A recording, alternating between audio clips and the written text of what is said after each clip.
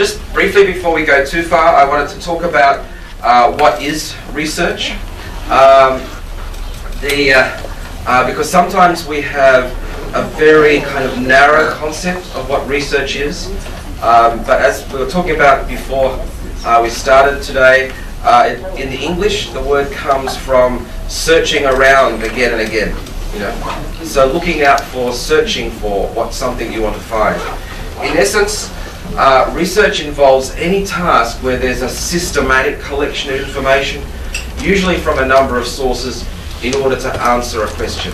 So it needs to have those three things. We do have a question, something that's bugging us, something that's bothering us, that we want an answer to. If we don't have a driving question or something we're interested in, the research is pointless. We need to be able to then systematically collect information, and preferably from a number of different sources.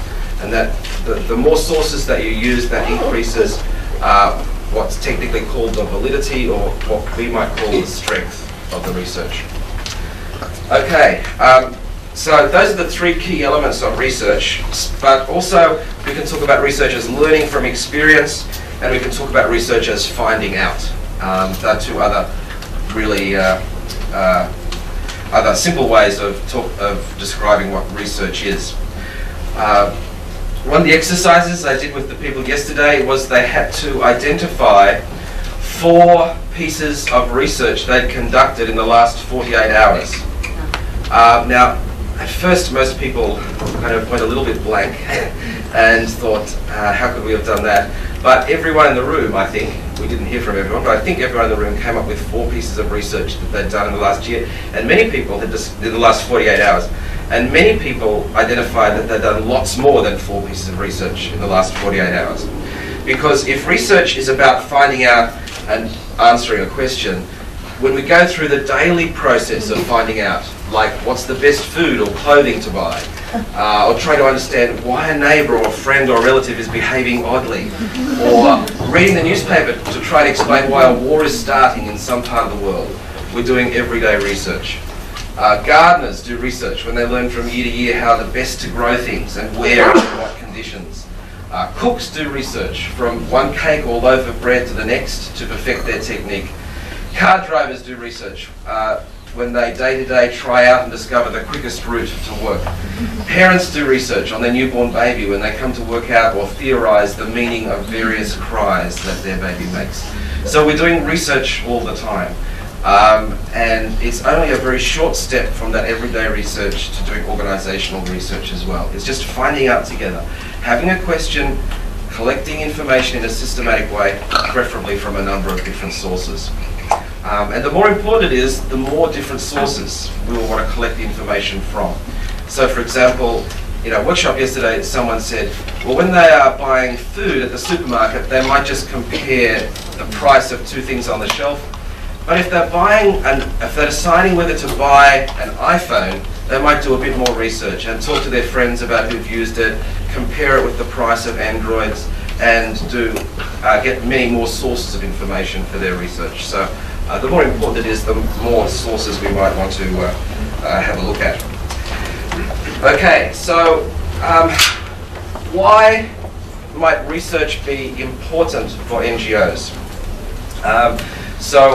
What I'd like you to do is, just with the same partner you've been talking to, see if you can identify why research might be important for NGOs.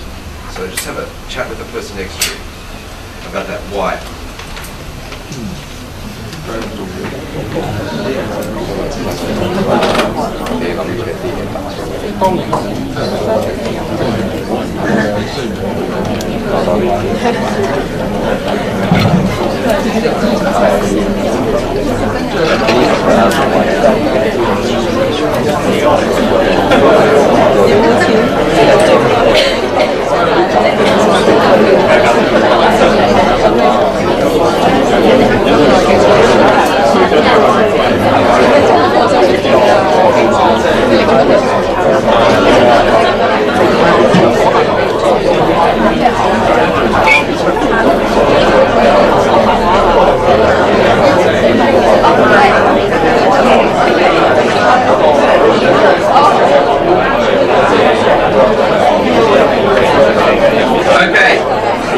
see I'm getting meaner. I'm getting meaner with the amount of time I'm giving you. But I just want, if anyone is able to share one reason, anyone can share one reason. There might be maybe several, but would anyone just like to share one reason with the group? Seeking funding. Seeking funding. So yeah. So to prove what you're doing is worthwhile, effective to funders and donors and outside people. Good reason. Any other reason we might want to do research? To understand the service, to understand the trend of the service need. Okay, to understand the trends and especially needs, and also and we do that in order to know how to better respond or how to be more effective in our responses. Great. Any other ideas that people had? There are two of the most common reasons. Consolidate our experience to provide the service. So, did you say consolidate? Yeah. So to be really clear about why we're doing this and why we do it in particular ways. And again, that could be about improvement, and it could be about reinforcing good practice. I like to think of the main reasons we need to use research in the broad sense of the word, as easy as A, B, C, D. First of all, and this is one you didn't mention, but I think can be very important, is advocacy. If we want to influence policy, if we want to influence what others do, often we need to marshal evidence to show why something isn't working, or to show why something is a better way of doing things. So trying to influence others to change, influence policy to be different, to get better results, often we need to have evidence from research. B is for best practice, which you talked about. So this is about finding out what we should do. Are there better ways of doing what we do? And as NGOs, we must be passionately committed to finding better ways of doing what we do, because we never have enough resources. Well, I don't know about you, but in my country we never have enough resources, and I suspect it's probably similar here. But we have very ambitious goals. We want to eliminate poverty. We want to reduce violence in the home. We want to make sure every child is cared for. So we have highly ambitious goals with limited resources. So intrinsically that means we must want to put those resources to the best possible use to get the maximum impact to change the world in the way we want to change it. So that means best practice will be very important to us. And C stands for continuous improvement. So to do what we do better, always looking for a slightly better way of doing what we do. And the D stands for document and be accountable. And this is the proving what we do to others. So the last two are improving, and this is proving to others, which is like impressing funders or supporters about why they should support us or why what we're doing is worthwhile. Advocacy, best practice, continuous improvement, documentation and accountability. That, I think, four really important reasons. If we're really concerned about what we're doing, if we're really committed to our vision and mission as organisations, why we'll want to use research. And research essentially produces evidence, and we use the evidence to learn, and the learning should lead to change. So that's how these ideas are all connected. However, although there's that imperative, there are in fact structural or systemic barriers from all sides. That's why it's not so easy. If it was so easy, we wouldn't need to have workshops on it. We wouldn't need to be worrying about could we do more on it. It would just be happening. So the problem is that there are structural or systemic barriers for this just happening by itself. And some of those barriers to our own investing in research, evidence and learning come from people who do research for a profession in universities and elsewhere. Some of those barriers come from our funders, and some of those barriers come from our own NGO culture or our own way of doing things as NGOs.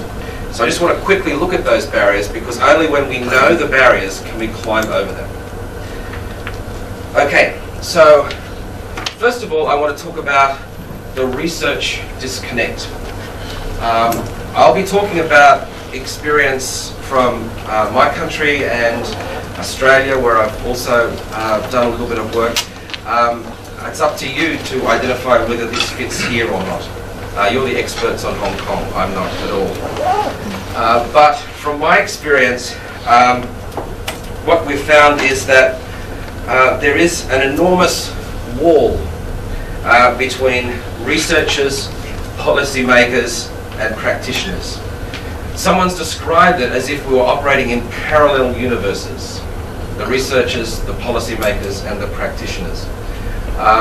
And what seems to happen is that researchers can't quite understand why there's resistance to policy change or change in practice, despite the evidence that they produce from the papers that they write and publish.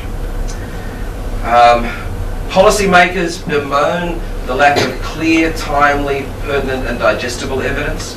They say, we want an answer to this question and we want it tomorrow, and we want it unequivocal. And they're all the things that, from their point of view, researchers can't seem to come up with. And as practitioners, we just seem to blindly get on and keep doing things and don't worry about any of this stuff at all. Because it seems we see research as someone else's business and maybe policy as someone else's business. But of course, they both affect us. They both affect us inherently. And we need to somehow pull down those walls that separate research, policy, and practice, so that we can be stronger by working together. And that needs to come from all three sides, I think. So we need to look at how we can do the research reconnect from the research disconnect. And I think the most important part of this research reconnect is each of us recognizing that we need each other. That we can't just go on in our own parallel little universe, but that we actually are only part of the jigsaw puzzle and we need each other to make up the whole picture. So people often talk about using raw information, converting that by systematically drawing conclusions from it and making that knowledge, applying that to real situations and making that wisdom, and then that leading to change. So this kind of process of how we convert information into change. And in that very process, it highlights how much we need each other. A lot of the information is held by us as practitioners. People who are doing the work know what's going on. We see and deal with the clients. We work with the beneficiaries and the communities. So if you actually want to collect a lot of the useful information, not all of it, but a lot of the useful information, you have to, researchers and policymakers have to use us as NGOs. They need to use our input. Because without that practice-based information, they'll only ever have half. So we have a key role in providing information for researchers and policymakers. Researchers have the discipline and skill to help us draw conclusions and turn that information into knowledge, to help us convert that raw data, that raw information, into systematized knowledge. And we need their skills to do that. There's no point us just becoming second-rate researchers or us trying to do a job that we don't have the skills in, when there's a whole resource of people out there. Look, this is what they're good at. This is what they know. So we need to rely and make better use of researchers to turn our information into knowledge that we can use. What are the common lessons? What are the promising practices? What's the evidence pointing to? Which of this evidence is reliable and which is not? The researchers can help us with that. But that knowledge needs to be applied, and it needs to be applied to our practice, and melded with our own research, our own experience as practitioners. So we need to work together with researchers to turn that knowledge into practice wisdom, into information that we can use. Excuse me. And finally, there's no point in having all this information and research and knowledge and evidence if it doesn't lead to change. The purpose of it is ABCD, and ABCD is all about change. And so the NGOs and the policymakers need to take responsibility for using that wisdom and implementing change. We need to implement change in how we practice, and the policymakers need to implement change in how the policies operate so they reflect the evidence that's been collected and turned into practice wisdom. Does that make sense, how those three interrelate? We need each other. We can't work in parallel universes. Okay. Oh, as an aside, that was there to remind me to say this in case I forgot, which I did. I did some work which was published in 2000, which looked at piloting a particular tool called social auditing in New Zealand. It's the first time we used this tool.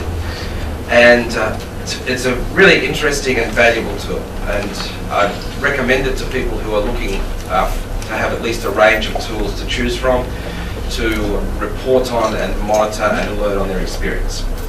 But it's just one tool in a big toolbox. One of the things, though, when we looked at the research of how whether this tool was useful in the New Zealand context, one of the big lessons that came out was there was no shortage of information collected by NGOs in the pilot. They had information coming out their ears. But usually it was information that funders asked them to collect. Hardly ever was it information that they wanted or needed. And they kept saying, oh, the really important information is qualitative information, but all they collected was quantitative information, because that's what funders asked them for. So, first of all, they collected a lot of information, but it was not the information that they thought was most useful to inform their practice and to help them to know what to do. And of course, what that led to, second of all, was that they didn't use it. So they had big information systems. They could tell you how many clients they had, how many from different ethnic groups and age structures, and how long they were in their system and how much service they got and all that kind of stuff. If you asked, but no one asked, and they didn't use it for anything anyway. So there's a lot of energy going into collecting information, but the big problem was they were not converting it into knowledge and wisdom. And they were collecting someone else's information, not their own. And I think that's a common trap for us, that we only do what other people tell us to do, whereas we need to work out what we need. And sure, funders might want something as well, but I just add that on top. At the core should be what we need to be good practitioners, to be effective NGOs, and make that the heart of what we collect. Because, in fact, you know what happened? They were collecting lots of information because 5 years ago a funder asked for this, and they still kept collecting it today. And then 4 years another funder asked for this, and they still kept collecting it today. So they actually could have swept away a lot of that information that they were not using because it was not even being asked for by their current funder. I described it as like geological layers. You could drill down and say, who did they get funding from 5 years and 10 years ago by taking a core sample of their data collection. But fascinating for organisational archaeologists, but they were not actually using it for evidence-based practice. So lots of information, but no knowledge. Okay. So that's researchers. The second thing I want to talk about is how funders can present barriers to our learning and research. So I've called that the high cost of funding. Because often, at least in the countries that I'm familiar with, a lot of our funders put pressure on NGOs to minimise overhead costs. So it seemed to be a good thing if you've got low overheads, if you spend the maximum on the front line of service delivery. That seemed to be a good thing. In America, for example, there's actually a rating agency called GuideStar, which ranks the best non-profit by how low its overhead is. So donors know this non-profit has the lowest overheads. But the pressure, there's a lot of informal pressure equally, even when there's not a rating agency like there is in the US. The trouble is, low overheads mean we have low investment in our infrastructure. That means we under-invest in training. We under-invest in research and development. We under-invest in learning. We under-invest in planning. We under-invest in reflection. We under-invest in evaluation. And when I say we under-invest, I mean compared to our commercial counterparts. An Australian study showed that when you matched NGOs with similar sized commercial organisations, we spent 40% less on those things. R&D, evaluation, training, all those things which actually make every frontline dollar more effective. That's why business invests in those things. They don't invest in them because they have an ideological commitment to training or research and development. They invest in them because they have an ideological commitment to making more money. And they know they will be more efficient and effective if they invest in those overheads. And in fact, there's an American study which shows that high-performing non-profits spend higher than average on their overheads.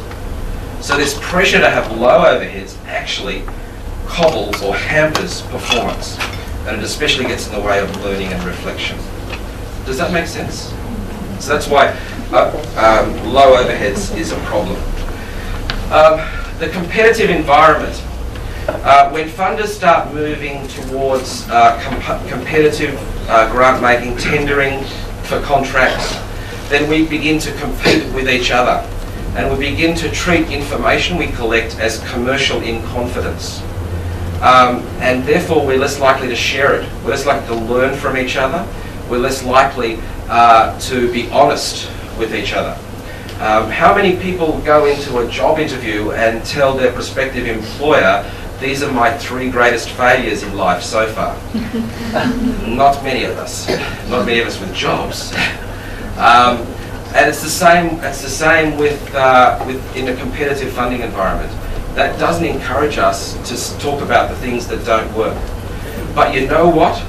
Without failure, there will be no learning. I want to say that again. Without failure, there will be no learning.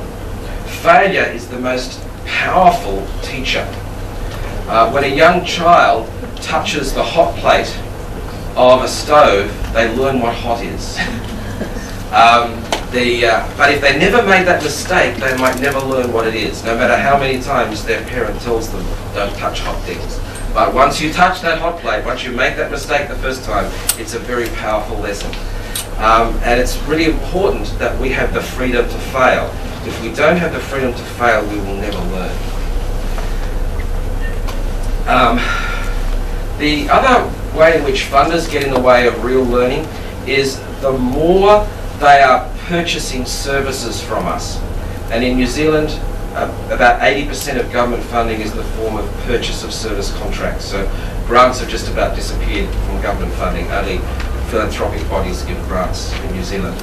But the more they purchase a service from us as NGOs, the more it's irrelevant for us to do our learning, because they're telling us what service, to whom, in what way. So why would you want to learn? They're the buyer, they're purchasing it.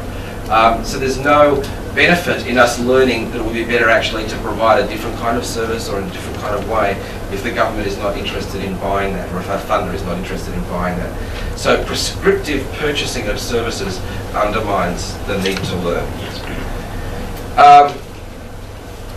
And ironically, prescriptive evaluations undermine real learning as well. When our funders tell us what learning or evaluation tool we are to use, we tend to just treat that tool as a hoop we need to jump through rather than a vehicle for real learning. Whenever monitoring and reporting gets mixed up with learning, learning loses and reporting wins. And when we are reporting to our funders, it's the same point. We want to report our successes. So we often don't even acknowledge to ourselves as a sector that can get in the way. First of all, our activist culture. At its worst, this can actually be anti-intellectual because a lot of people get attracted to our sector who are practical people who just want to get on and do with it. Just help people, just do something practical, which is fantastic. And that's one of our strengths. But it has got a dark underbelly. It means those kind of people are not very good at stopping and thinking, reflecting. Is this actually the best way of doing things? Are there better ways of doing things? There's a book that's been published recently called Good Intentions Are No Longer Good Enough. We actually need to know that what we're doing is effective. Good intentions are great, but they need to be supported by good practice. So we need both good intentions and good practice, not just good intentions alone. Because of course, good intentions can actually lead to harm if we don't know what we're doing. We can actually cause more harm. Not only do no good, but even cause harm if it's not based on good practice.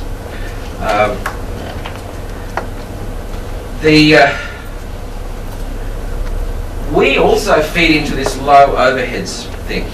It's not just imposed on us by funders. Sometimes we pride ourselves on it, we boast about it.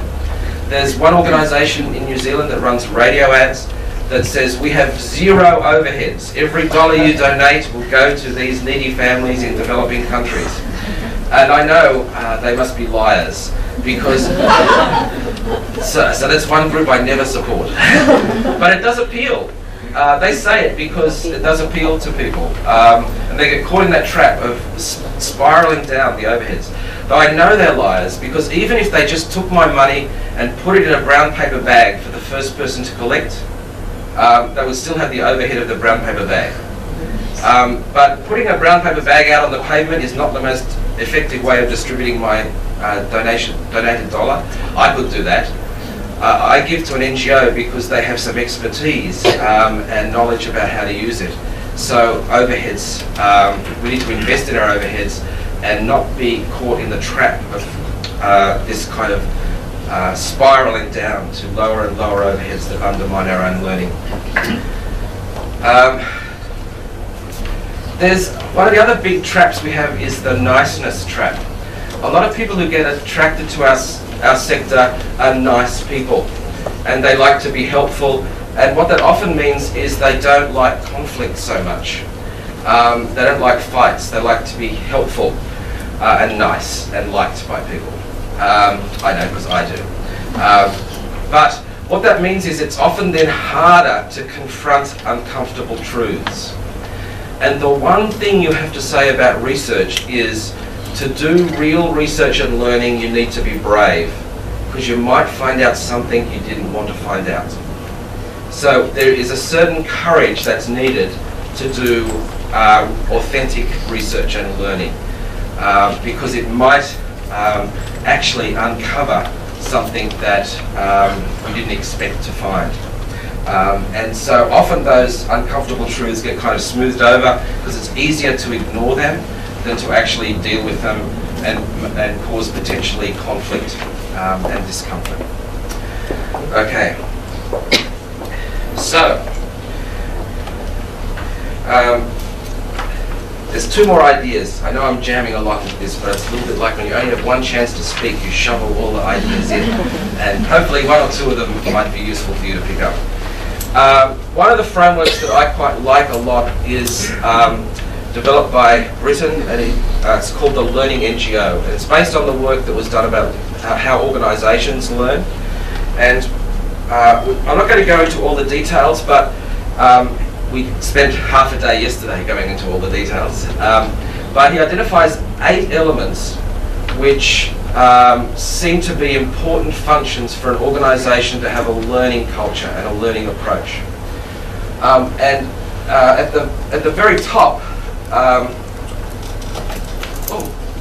I've put the wrong attribution there. Sorry, that's Britain 2000, not Wordsworth. That's like, you know how you can find a spelling mistake in writing something? especially a poster, get it laminated. And that's the best way to find a spelling mistake once you've had it laminated. I'll correct that next time.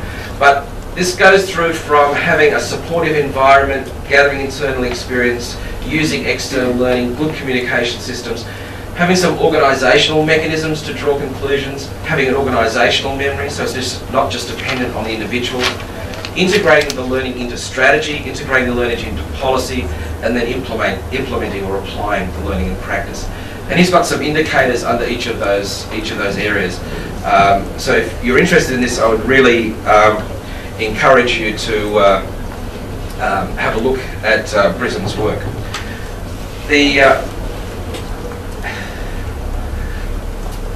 But what I've found was that recently I've just looked at those 8 dimensions, which I'd previously done a lot of work on organisations at an individual level, and found that they were important factors. But I also discovered that each of those factors can be important at a sector level. If we want to promote a learning sector, we need to have a way for creating a supportive environment in the sector. We need to have a way of gathering evidence across the sector, of accessing external learning, good communication system in the sector, mechanisms for drawing conclusions, developing an organisational memory, integrate that into strategy and policy, and apply the learning. So, for me, those 8 elements are important in strengthening a learning sector as well as individual NGOs. So I just wanted to finish with my chrysanthemum of learning sector. And here I just wanted to quickly, quickly describe some of the individual petals that we've been trying to cultivate. You won't be able to read them from where you are, I don't think, but that was the only way I could fit them on the board. I just want to quickly take you through some of the things that we've been trying to do in the sector in New Zealand. Firstly, we've been trying to encourage, that top one says DIY, do-it-yourself training. So we've been trying to encourage opportunities for training so that NGOs can do their own evaluations, their own simple everyday research, so they have tools to do the research themselves. Secondly, templates, tools and resources. We've been trying to collect tools and templates that they can use so people don't have to reinvent the wheel. Thirdly, we've developed a clearinghouse, a web-based clearinghouse for our research. And it's, you can get that at communityresearch, one word, .org.nz, communityresearch.org.nz. And it's a clearinghouse where anyone can upload NGO research. We've had, in the last 3 years, we've had a 30% increase each year in the number of people uploading, registering and using information there. On that same clearinghouse, we have a register of researchers and evaluators from universities and elsewhere who want to work with NGOs and are happy to work with NGOs, sometimes for fees, sometimes collaboratively. We've developed a code of practice. So for when researchers want to work with our sector, we've developed a code of practice of how to respect communities and NGOs in doing that. One of the things that we haven't been successful with is developing student links. We had a pilot project funded by one university, but when things got tight, canned it. So that was one of our failures, which I want to share with you. Student links is providing students who want to do research on a real topic, linking them with NGOs who want some real research done. It suits both sides. The students want to do something worthwhile rather just an academic piece of work. The NGO gets the benefit of that expertise from a graduate or postgraduate student. Meta-research. And this is the one you'll see I've put an arrow in. By meta-research, what we're trying to do is, as we get funding, analyse all the research in a particular field and say, what is it teaching us? What are the lessons it's saying about what's good youth work? what are the lessons it's saying about what are the drug and alcohol approaches that work. So we're drawing out the lessons. This has been, I think, one of the most effective ways in leading directly to change whenever we've been able to do that. And later on or in the breaks I can give you a really powerful example of how that happened. Engaging funders. We've been trying to get funders to fund research and also to publish their own research and also to do their own learning. And we've got some mechanisms, at least in the philanthropic field, if not in the government field, but we've got the philanthropic funders doing much more work on their own learning. Forums to share research. We've set up little community research forums, communities of practice, where people can just share what are they doing. And that happens 2 or 3 times a year in 4 of our major regional centres in New Zealand. We've developed awards. We call them the New Zealand Community Research Awards for New and Emerging Researchers. So this is to encourage people doing graduate and postgraduate research qualifications to do work on a community topic. And we give 6 awards each year. We bring them together. We have a one-day workshop for them with an expert on methodologies, and then they present to community groups their research the next day. It's one of the most exciting and powerful things that we do, and it encourages people to see community research as an interesting and useful field of practice. What we want to do next is have awards for NGOs who use research to change their own practice or to change policy. So we want to have awards to recognise where NGOs are doing that. We haven't got that yet. We're trying to get a sponsor, and as soon as we do, we're going to lock that in. And finally, we've encouraged a couple of funders to provide specific funding for community research alongside academic and technical research. So we've tried to grow a whole lot of different petals, and out of that, together, they might make a beautiful flower of learning, we hope. Thank you.